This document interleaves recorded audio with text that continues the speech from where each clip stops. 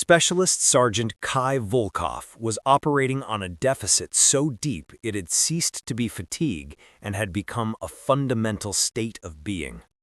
3 days, pinned down behind enemy lines, navigating mountainous, unforgiving terrain with a compromised water supply and a shrapnel wound in his thigh that pulsed with rhythmic, debilitating pain.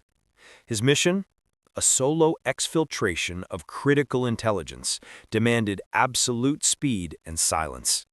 Every muscle fiber protested, demanding immediate rest, but Kai systematically rejected the body's authority.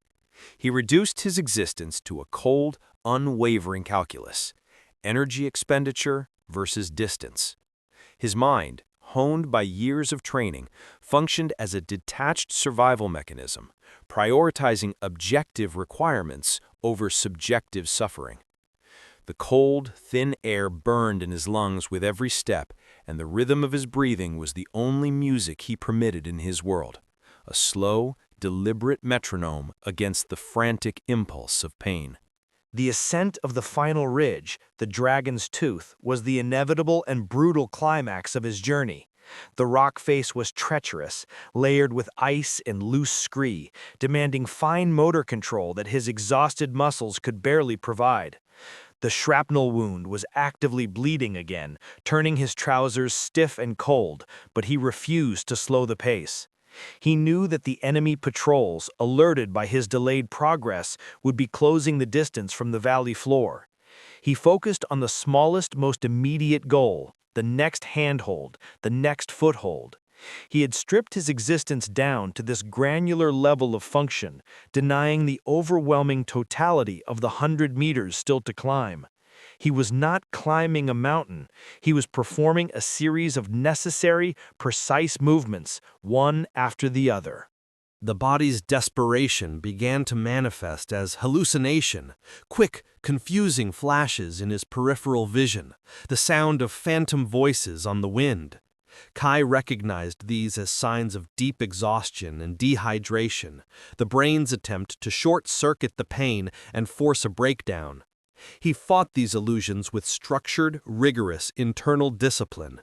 He began mentally reciting the entirety of the unit's field maintenance manual for his primary weapon, focusing on the minute details of cleaning and reassembly, forcing his mind into a cold, technical loop that drowned out the sensory chaos. When the world dissolves into chaos, the only reliable anchor is meticulous procedure.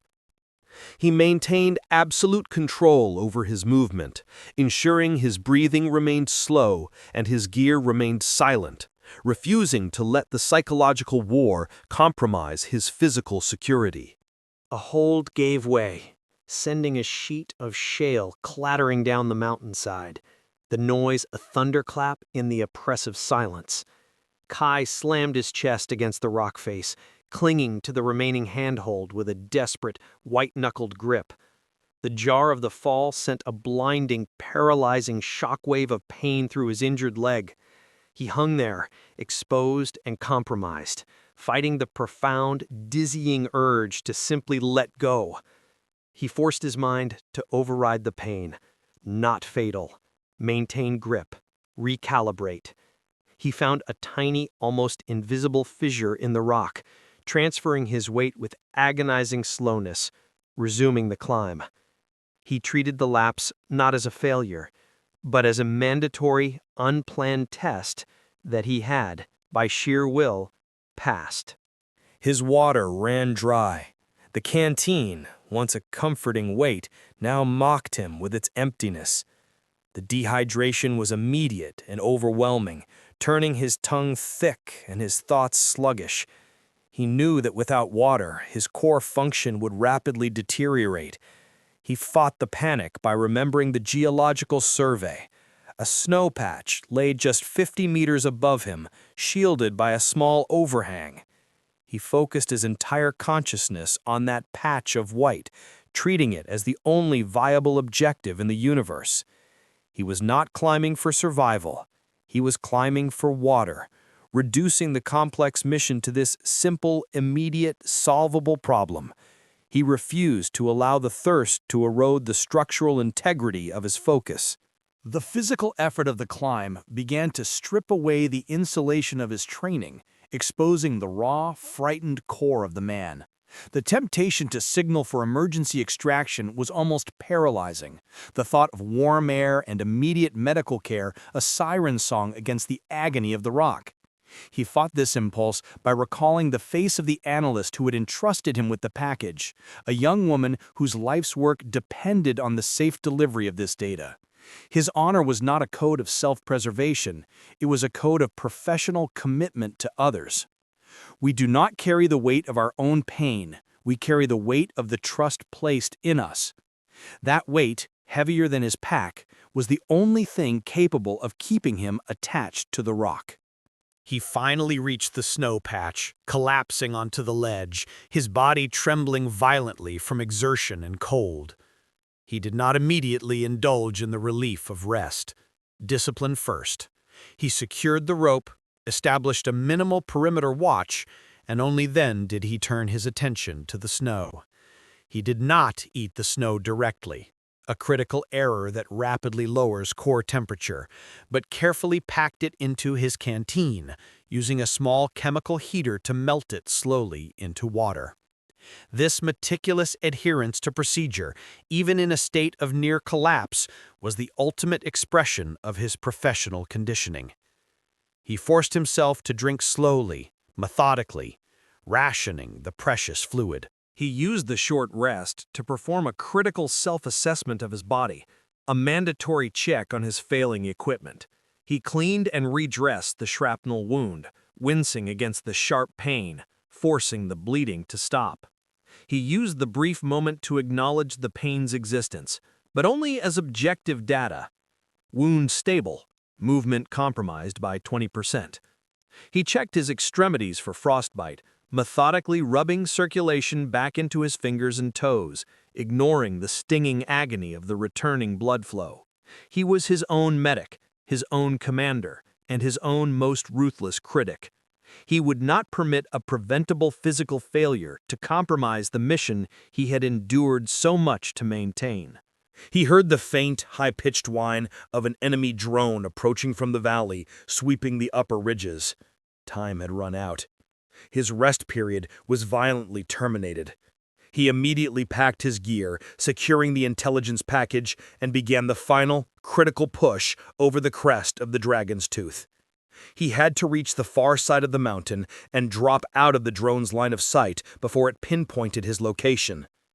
The movement was frantic now, a desperate race against the technology that monitored the battlefield. He pushed his body to a velocity that it should not have been capable of maintaining. The ascent was a pure, blinding surge of adrenaline and will, fueled by the immediate existential threat of detection. He didn't climb, he scrambled, pulling his body upward with raw, desperate strength, using the remaining reserves he thought he had depleted hours ago. The pain in his leg was a constant, tearing scream, but his mind had entered a dissociated state. The physical agony filtered to a low hum, secondary to the tactical requirement. He reached the summit, collapsing over the crest, immediately rolling down the far side, seeking the deep shadow of an overhang. He was a stone tumbling, driven by gravity and the necessity of escape. He lay still in the shadow, listening to the drone's sound signature pass directly overhead, a deep rhythmic thrumming that shook the rock. The sound faded. He remained still, waiting for the secondary sweep, relying on the discipline of patience he had cultivated. He took 10 deep, controlled breaths, slowing his heart rate, forcing his mind back into the operational rhythm.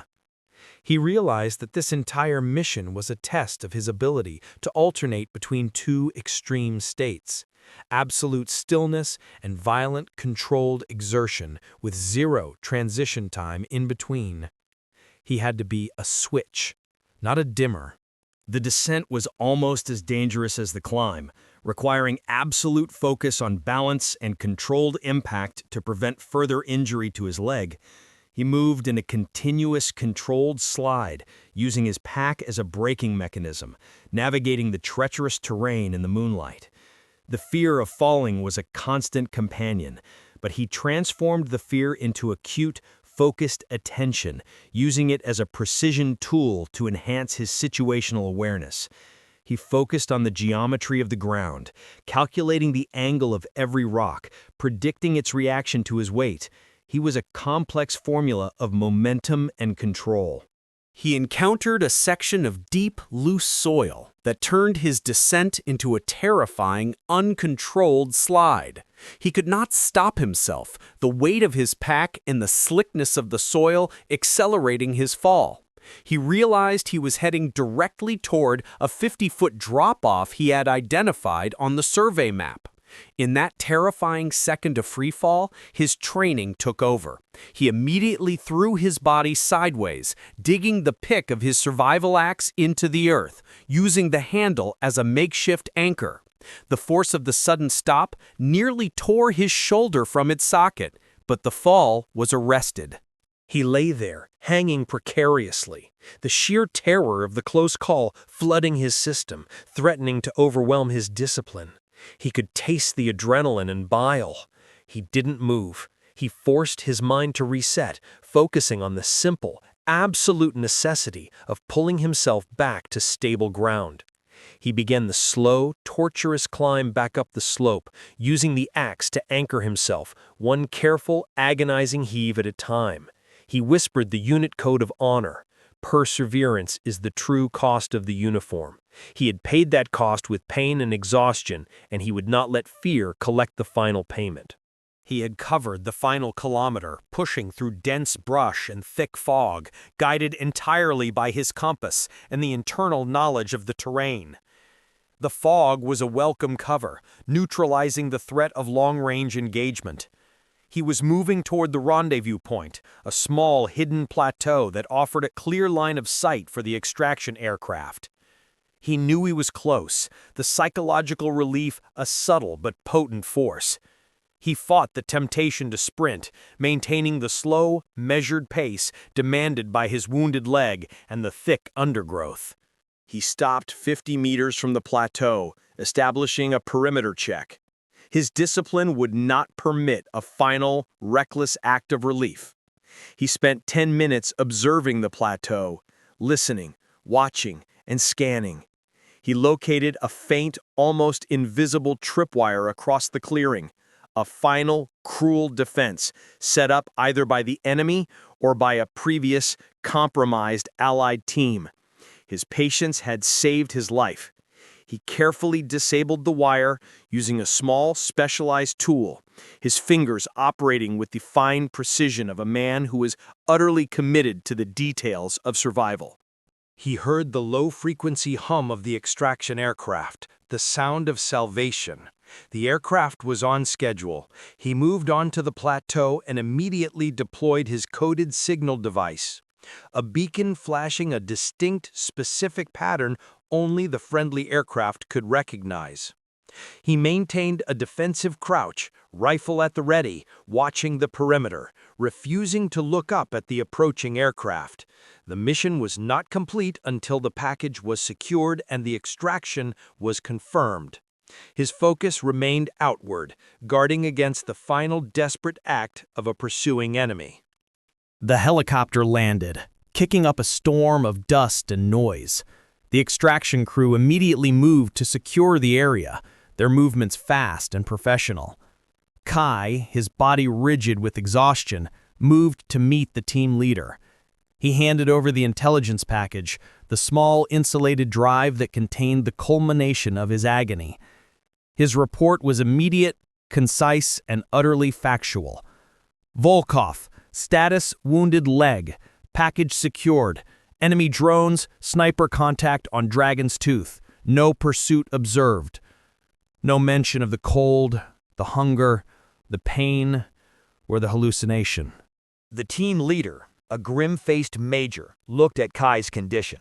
The blood-soaked trousers, the raw fatigue etched into his face, the tremors in his hands. He simply nodded, a silent acknowledgement of the depth of the commitment. He did not offer praise, only the quiet professional recognition of a duty flawlessly executed against impossible odds. Kai was immediately moved to the medical section of the aircraft. As they secured him to the gurney, he finally allowed himself to acknowledge the pain. It was immense, a towering wave of agony, but it was over. As the aircraft ascended, leaving the brutal mountain range behind, Kai looked out the rear hatch. He had beaten the mountain, beaten the enemy, and most importantly, beaten the weakness of his own body. He had forced his mind to become the final, most ruthless source of endurance, achieving the impossible through sheer professional will. He closed his eyes, the warmth of the aircraft a profound relief, his consciousness dissolving into well-earned darkness. He was broken, but fundamentally, on the deepest level of commitment and spirit, he was unbreakable.